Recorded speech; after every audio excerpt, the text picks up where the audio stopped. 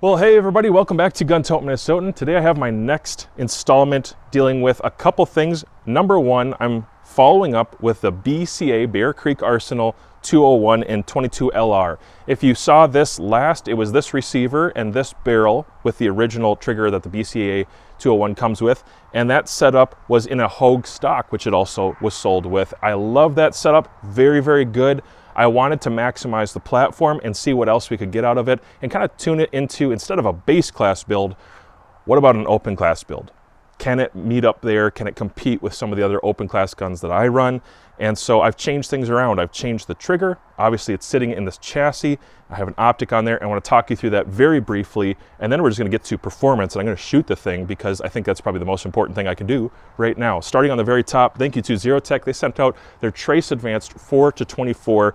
It has a Tremor 3 reticle in it. I've already done multiple, I don't know, maybe 10 plus videos, actually, probably 10 plus videos featuring this, discussing it, highlighting it. It's a very, very good optic. It has the Tremor 3, which has insane holdover and windage holds. It's probably one of the more capable optics that I've ever used. And aside from the Tremor 3, the glass is very good. It's definitely an open class optic. Price is going to put it closer to that anyways for NRL 22 or PRS 22. I have a lot of internal travel because it's sitting in a 45 MOA mount. I didn't need to do that, but I like to shoot extended range, and I'm going to have a series with this setup with a KIDD chassis and the optic, the rifle. This is all going to go to 630, and we're going to see what kind of hits we can get at least 500 repeatedly. It'll be there as long as it's not so windy. Today was too windy. This setup doesn't need the cantilever mount anymore.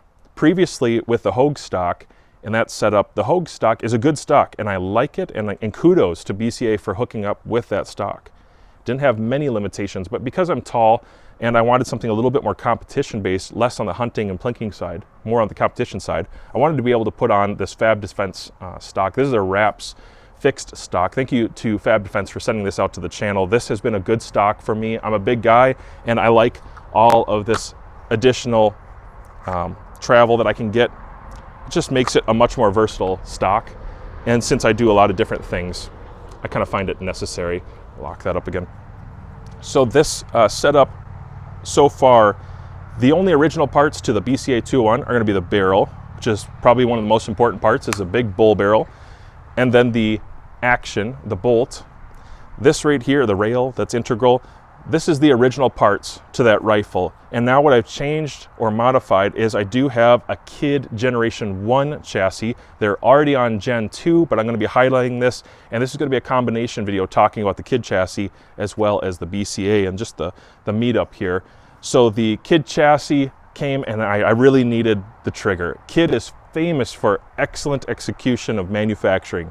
They do very tight specs. They do incredible barrels. I've shot quite a few KIDD 22 builds, and this trigger is something I hadn't tried yet in the flat face, and I just had to have it.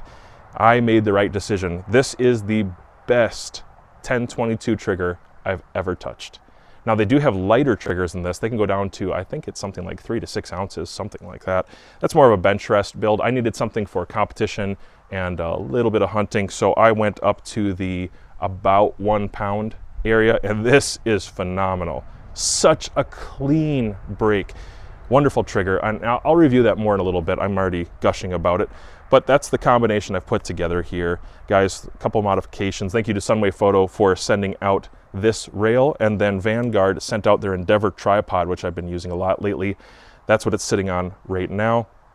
I think I covered most of the brands that helped me get this done. Warbird Pro, they sent out these glasses, which I do actually use. It's very sunny, and they have a huge amount of protection. They're actually rated for protecting your eyes, so that's cool.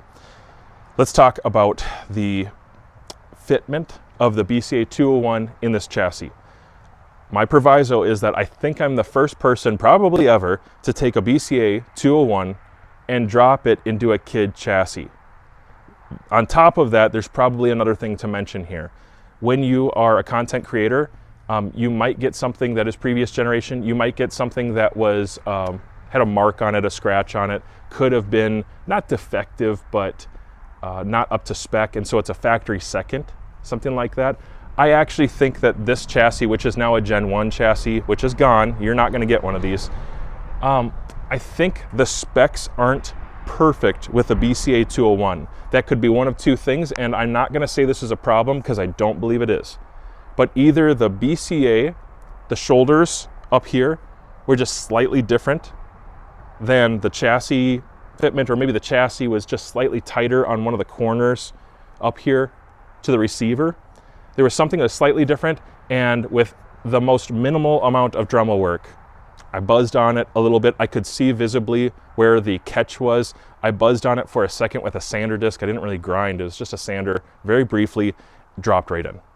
On top of that, this particular chassis that I'm running in the Gen 1 has a rear retention, I don't know what the word is for it, but it's kind of like a plug that comes through, and it has an Allen, and it presses against the receiver so that depending on what kind of receiver you have, you can actually provide tension to this and lock it up crazy tight. And I have this action crazy tight. So there's the one actual action screw, which is original to the rifle, which I've thrown in here through the KIDD chassis, as well as the rear retention pin, or whatever you'd like to call it, holding this together, and just really excellent manufacturing, tight fitting.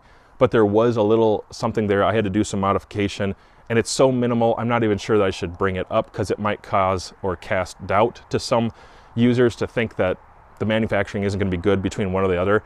I just don't think that is. I think I'm just the first person to actually try this, and we're experimenting a little bit here. I'm willing to bet in the Gen 2 chassis and the current receivers from BCA in the market, I'm willing to bet most of them will drop right in, no problem, or require the most minimal of hand fitment to get in there. Something that pretty much anybody could do, even with a little hand file, you'd be fine. So I'm just trying to be transparent and honest, and that is one thing that I had to do. And as soon as I did it, just a slightly out of a line barrel, so I modified the shoulder a little bit more, and it seems a lot better. Now, I can slip a bill or paper through here. I have no harmonic note issues. It's not buzzing against the chassis. The chassis itself is a very robust chassis. I don't think it's terribly heavy, but it seems to be very robust. The thickness on the walls has been excellent, and so I'm not getting weird vibration through the gun. Actually, it just feels like such a dead barrel in a good way. Such a dead barrel. I'm so locked up in the action. It's so tight. It feels like this combination is going to be a winning combination, and in my initial groups with it, absolutely felt like a winning combination, a very much so open class build that it can probably compete with my bolt guns. I'll say that much. With all the aftermarket barrels I've tried, I think this can compete, which is insane because we're talking about a Bear Creek Arsenal bull barrel that, you know, basically the whole build sells for under $400. I have barrels that cost more than that, and this combination is competing. So without further ado, I think what I should do now is just get to shooting some targets and show you a little bit, and then I'll come back and talk about the chassis. I'll talk about the action, the barrel, and some of the things that I like, maybe a couple things that I would change in the future, but why I'm ultimately saying this is a winner from what I can see so far. All right, everybody, you know, I was almost gonna apologize for filming this on a windy day, but I'm not going to, because this is a real world condition. This is what we actually have to deal with, is wind and not perfect conditions, and this is what you're gonna deal with too when you shoot. So you know what, it's 10 to 17 mile an hour winds pretty consistently here, and I'm just kind of waiting until it's on the lower half there towards about 10. I cannot tell if it's left to right. It sure seems like it's swirling. Normally I can kind of tell here, but it's not clear. So even my flags are kind of just two flags on the same pole going opposite directions, 6 feet apart in height. I don't know what to do with that. So I'm gonna try to just hold. I'm only at 50 yards. I am using some Norm Attack, so it should do decently. The experience I've had is 10-shot groups in the chassis at 50 yards have been half inch. So it's right at that 1 MOA marker. I've had a few 10-shotters that were under that. I'm not ready to talk about that yet because it was with a different ammo. I wanna test that more. But one thing I can say that I'm extremely happy about is the consistency of loading, and I haven't had issues, you know, fingers crossed. Now I'm shooting a clean gun again. So yeah, maybe I have to follow the barrel here a couple rounds, but the magazines have been loading perfectly. I haven't been having hangups, and the trigger has been amazing with this BCA combo here with the KIDD chassis. Yeah, let's just go for it. Here we go.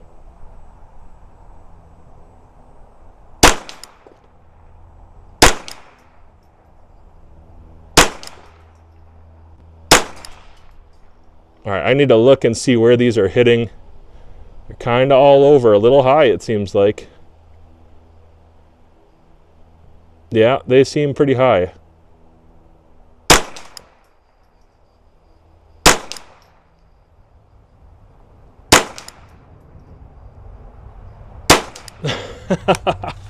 This thing is amazing. I am so surprised. I am so surprised. BCA, well done. It's just the fact that I can do that pretty frequently. And I just went from cold bore with technically bulk ammo, guys, at 50 yards and clean the rack, which is very cool. Obviously, really good glass. And by the way, I am filming through a Vanguard spotter. They sent that out to the channel. That spotter is a 20 to 60, but I'm pretty low on the spotting because I'm only 50 yards away. So thank you to Vanguard for helping me make this video too.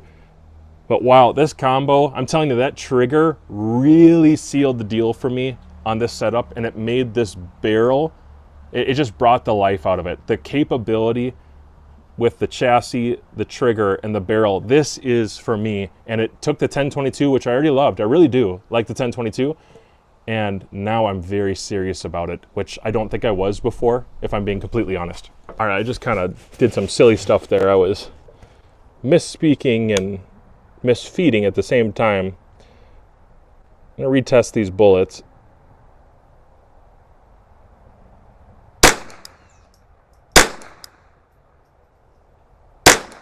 His stuff can shoot really tight.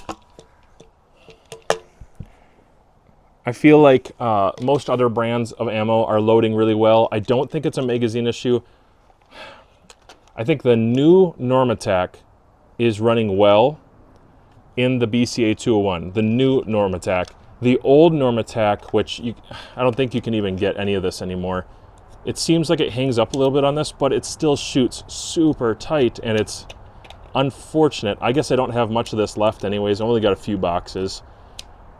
But it's really enjoyable to see 10-shot groups that look like that. From an Auto 22, it's really not bad. An occasional flyer for sure. I will get an occasional flyer, which is me.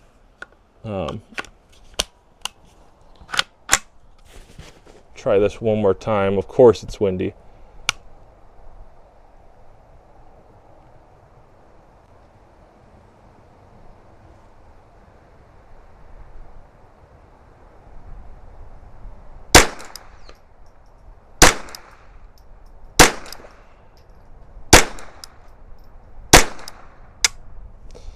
Okay.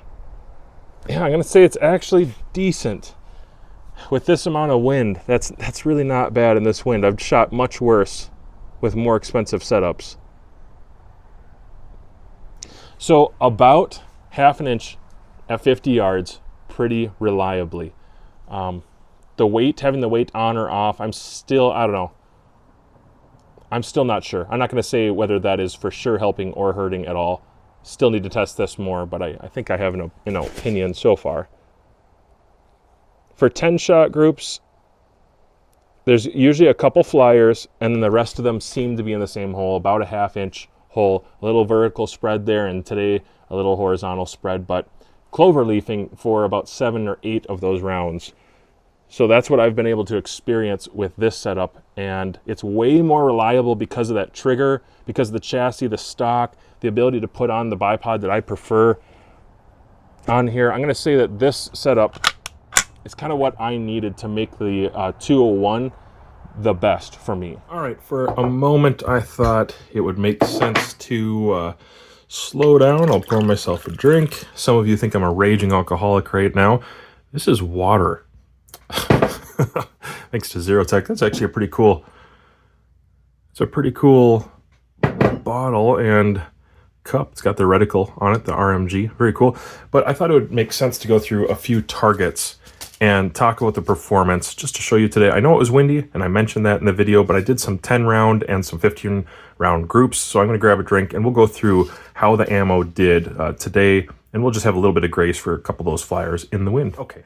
First group I'm gonna show you, and I had to cut these out because I had spalling against my paper and it kind of shredded, made it a little confusing. So I just had to cut out the groups that I thought were interesting for you guys when it wasn't terribly windy, but still, like I said, fairly windy. This group right here is with TAC 22, Now this is a, I didn't write it down on this one. Everything else wrote it down. I actually think this was a 15 round group. It sure looks like it with some of the dispersion. So there's 1, 2, 3 flyers in the 15, and then a core over here. With the wind, you can kind of see it going back and forth a little bit left to right. And that's what I would attribute to just that extremely windy day. Like I said, 17 mile an hour winds at one point when I took out my wind meter. That's pretty blustery. Even 10 mile an hour winds is quite a bit to deal with when it's left to right. But actually, the core of that is definitely an acceptable group. If I put my fingernail against it, the core was looking at about 1/2 of an inch for a gun, or a barrel at least, barrel to action, that is $350 to $400. Now we're looking at Norma Match. That's 15 rounds, and I do remember shooting this group pretty windy while I was pulling the trigger, but I just went for it, and actually I shot really, really fast. This is what impressed me. That's why I cut this one out. So I was pulling the trigger pretty quick, and I couldn't believe that it was actually stacking that good. That's with Norma Match. There's 1, 2, 3 flyers out of that. The rest of it is, yeah, I'd say there's 3 or 4 flyers in there. We'll just say that's something to revisit in the future. It could perform pretty well, but I just can't take today's results as conclusive with the wind. I shot some Ely Club. Is this a 12? This is a 12 round group. Had 1, 2 flyers in there, and I can easily claim those for the wind. The rest of it was feeling really comfortable right in there, about 1/4 of an inch or 1/2 MOA technically. Maybe a touch over that now that I look at it. It's probably a touch over that. And I'm happy with this. The flyers, that stinks, but aside from the flyers, this core group looks pretty reliable for a 12 round group. Especially when people typically they're looking at 5 round groups. I could have made a stellar 5 round group, an incredible looking 5 round group. But when I'm getting to 10, 12, 15 round groups, you're going to start to see more flyers and something that looks kind of like that. But I'm happy enough with that. Here's Normatec. This is old. It doesn't say cold. It says old in parentheses there. This is the old style Normatec. And there is a flyer down there. And looking at about an MOA size group in the core. And I believe this looks like a 10 rounder to me. Most of them I had written down, but I just forgot to on this one as well. Okay, Wolf Match Extra. I've been kind of back and forth with Wolf Match Extra lately. A couple of my guns are not shooting it quite as well. I don't know if I got a hold of a bad lot or not. Typically, it shoots really good out of this gun, so I tested 2 different lots. I feel like my newer lot is not performing all that well. I do see a couple flyers in here. So there's 3 flyers, and that's 15 rounds, so there's actually 11 shots in here, and that is relatively tight. Kind of covered up with my fingernail. So that's not a bad group when you consider that there's 11 in here. 12, 13, 14. Actually, no, there's 12 in here. 13, 14, 15. Yeah. So there's 12 shots in this little group. Not too bad for Wolf Match Extra, but I actually think my new lot isn't shooting as well as the previous lot. It's my opinion. Plus, it's very windy. Here's Normatec. Here's the new stuff, and this is what I'm excited about. The new Normatec, it seems to be performing pretty well in this particular gun. It's not performing super well in some other guns that I have. This is a 15 round group, and I want you to look at this. This at least should tell you about the potential. This one up here, I actually know what happened here. I pulled that early. I kind of flinched when I pulled it, and it did go high. And then I corrected, and I got a really nice core of 13 down here in this same hole. It's a very tight group. And then I did have one drop down. I'm not sure what happened with this one, but perhaps it was a bad trigger pull. Perhaps it was bad SD. I actually don't know because I wasn't running a chronograph at the same time. But that is impressive, and it's worth looking at again for sure on a less windy day. The potential is there, and that's what I want to show you guys. But not so much for Federal Auto Match. I don't know why, but there's like kind of 2 distinct groups here. This is a 15 round group with Federal Auto Match. I just can't be sure, guys, why it doesn't perform very well in this gun. It doesn't like it. I don't know. It must be something about that harmonic note. It kind of throws it into 2 different groups. Whereas obviously with match ammo, that chamber, that barrel, it can do pretty darn good. This is respectable for a 15 round group. and this is terrible. So I'm not used to Federal Automatch doing this bad. I'm a little bummed that it just can't be a good performer unless you're just hunting a squirrel or doing something like that. I suppose it's fine for that. And I'm going to revisit this one more time with another box of ammo. I've been using the same box of ammo the entire time I've been testing this. I haven't tried a different lot of Federal Automatch, and just because of my curiosity, I will revisit this one as well in the future. But as far as likely winners, I think Norm Attack is pretty indisputable. It looks very, very good, at least on paper. I may want to test out a little more Wolf Match Extra. It's possible that it could be a good performer. The Elite Club, yeah, it's not the worst. There are those 2 flyers in there, and it looks like, so I ripped out a piece there. It actually looks like a pretty reasonable size group. And I just need to be able to shoot this when it's not windy. The Norma Match, I'm very curious about that. That's a 15-round group. And as you can see there, this cluster, there's 1, 2, 3 flyers on the bottom. Otherwise, it's relatively close. And, you know, when we're talking about auto guns, guys, at the end of the day, those groups are not bad. I think KIDD helped me establish better groups, and the trigger really helped me tighten up those groups. I'm very, very happy with that. And the BCA build, as it is actually quite reliable after the break-in period and pretty accurate.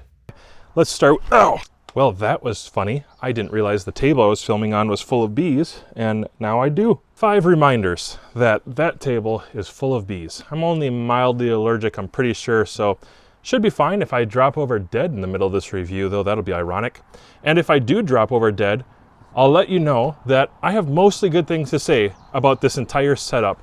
So I'm going to start on the top and work my way all the way down through each component of this. Glass is excellent. I love the center dot. Clarity is wonderful. So this was a good pick. I may in the future convert to some FX no limit rings, just so that I don't have to have it as high on the cantilever, but it doesn't matter. It just looks not as appealing to me to put it in a 1-piece mount when I could have it in a lower 1-piece mount with the same elevation, or a 2-piece mount with elevation built into it. But I can use the Fab Defense stock, so this worked very, very well. Those 2 items together, no problems. Eye relief is perfect. I feel comfortable behind the rifle, and that's something I'm probably learning, is a lot of rifles, if I start to shoot them awkwardly or not shooting really well, there's a good chance it's not balanced well, or I'm not comfortable behind the rifle, I'm not comfortable with the trigger. There's something there that's being changed up. And so with this, I'm going to say, compared to the Hogue stock, which was good, I feel way more comfortable shooting magnified optics on this system with this type of receiver, which is integral to, or the rail that's integral to the receiver rather. Okay, going to move down from there to the actual 1022 style action and barrel.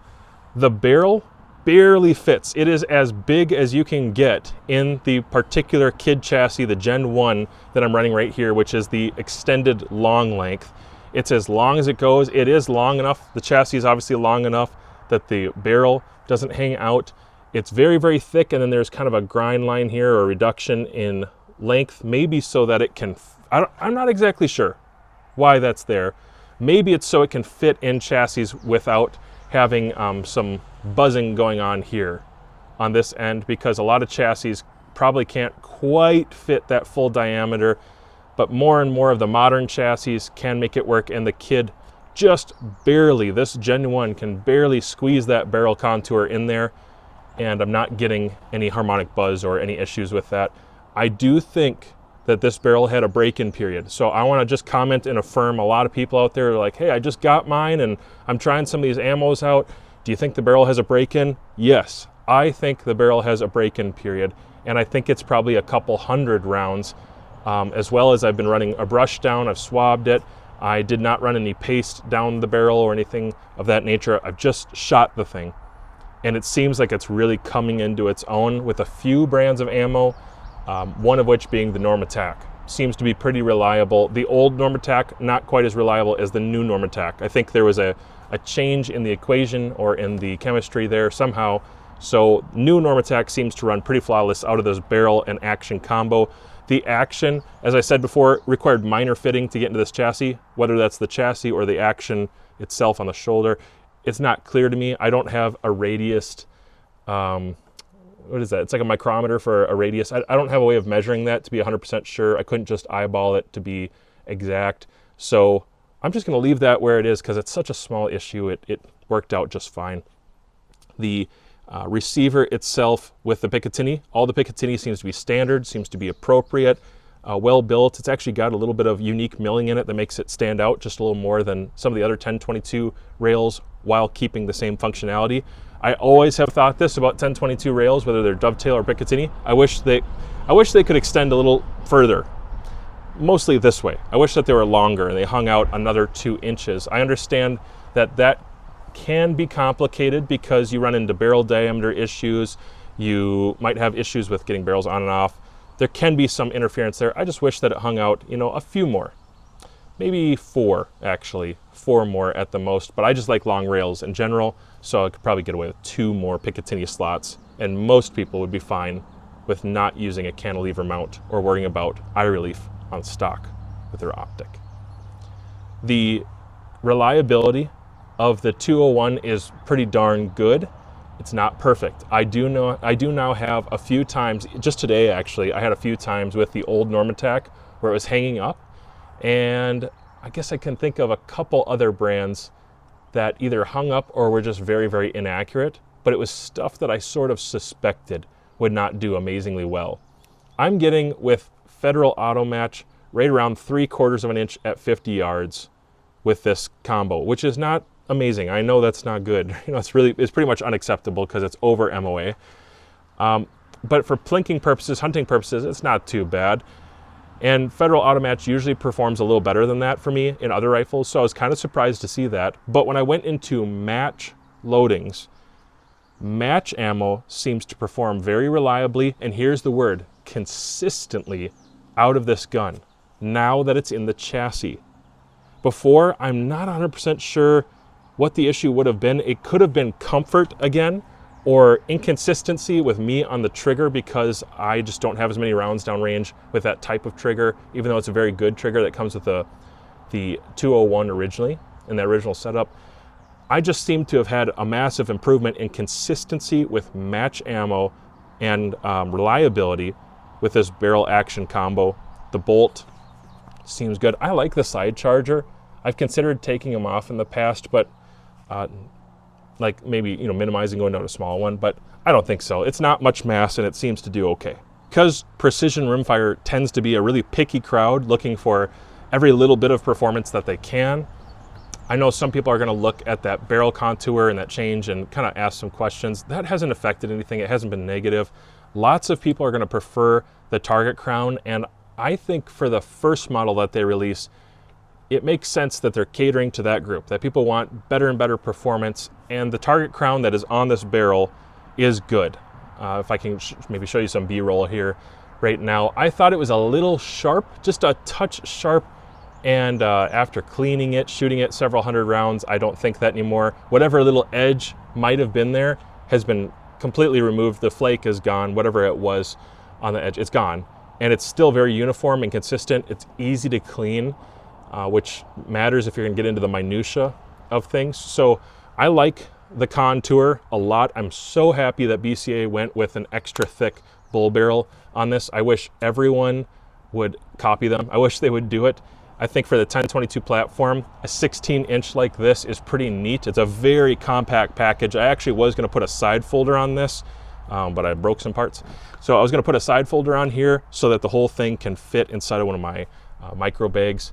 But I decided I want the rigidity, I want this fixed stock. I'm gonna try this first, and it works really well. I have no desire to rebarrel this other than, and here's my one thing that I would like to see in addition to this. Don't take away this model, keep selling this model with the target crown, but I would like to see a threaded version. When it gets to these 16s and 18s, and heck, for me, even 24 inchers, I like having a threaded option that still has a nice crown underneath that. With such a thick barrel, you certainly could afford to throw on some threads and make it suppressor ready.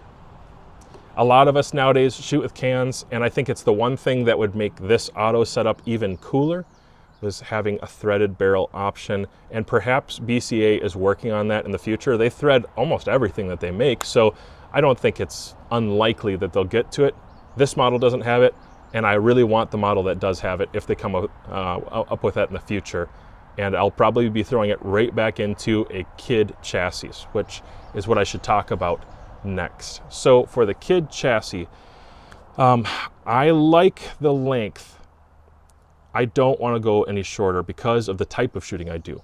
So if I'm doing barricade work and let's just make an example here, and I'm shooting off of some sort of angled device or a railing perhaps, this space right here is very, very important. And if this rail was shorter, you'll notice that my bag, which is not a large size game changer, this is a Get Light, what is this? It's like a small one.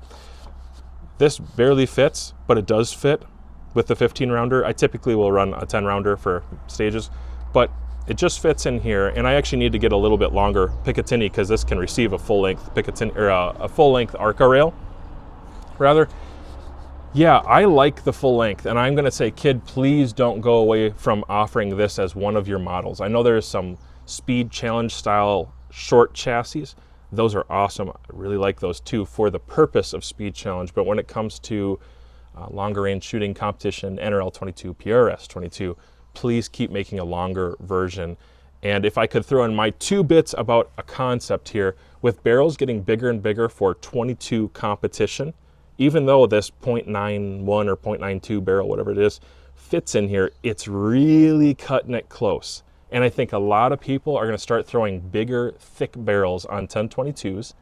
They're customizing them more and more, as you already know, because you're kind of leading the charge in the business. I would love to see another chassis in the future that has a little bit more breadth to move than this one was. Maybe another 3/16 of an inch on either side with this 0.91 or 0.92 barrel in here. It would have been nice just to have a little more breathing room in there. It's slightly narrow, but not bad. It's not something I would even really complain about. I'm already really happy with this chassis. I'm happy with the amount of M-lock. I'm happy with the ability to put an Arca rail on here. The contours, the strength and rigidity, it feels so solid because it's a one piece. But if I could get an even bigger barrel in there, it's always about bigger and better, right?